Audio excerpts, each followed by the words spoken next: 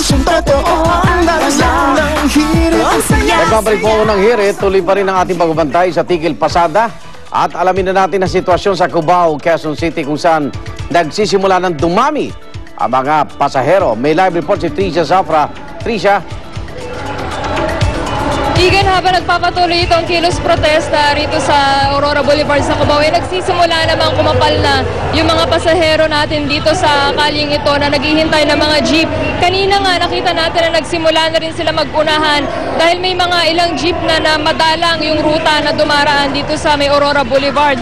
At kung may mga kanina lang paglabas ng bahay na balitaan itong Tigil Pasada kaya hindi nakapaghanda, may ilan din naman na napaghandaan itong protesta ng Grupong Piston at kinasa yung mas maaga nilang paggising at paghahanda papunta sa kanilang eskwela at trabaho ngayong umaga.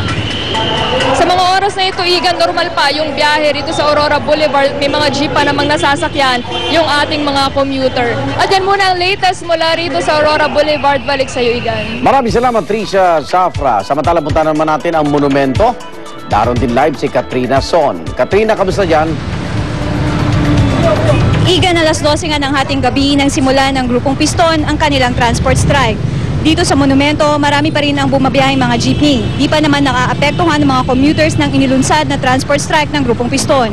Karamihan sa mga pasahero, di din alam na may transport strike ngayon. Naabutan din namin si Mang Boy, na miyembro ng nasabing grupo. Di pa nga raw siya tumitigil na pumasada dahil maaga pa naman. Maya-maya ay sasama na raw siya. Handa rin siyang walang kitain sa araw na ito dahil naniniwala siya sa pinaglalaban ng kanilang grupo. Igan? Kamusta na yung daloy ng trapiko dyan, Katrina? May mga sumali na ba dito sa Tigil Pasada?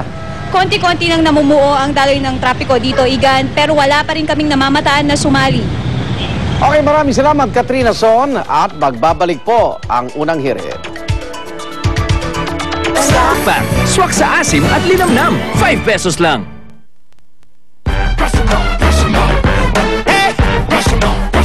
Happy birthday, Heinz Min Bakayan. Ayan, at manood kayo ng American Idol. Ayan. Okay, invite them. Sino ba? Invite your fans. Go ahead. Kaya magtambay, bukas, kita ulit tayo. Alas 5 ng umaga. Baka nagkakamali kayo. Dito lamang sa inyong paboritong tambahin. Ito ang Unang Hirit!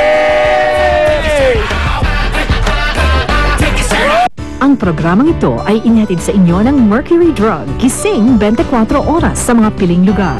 Mercury Drug, tumutulong para sa kalusugan ng bayan. Sa Mercury Drug, nakasisigurong gamot ay laging bago. Kung gagawin mo ang langit, mamaya na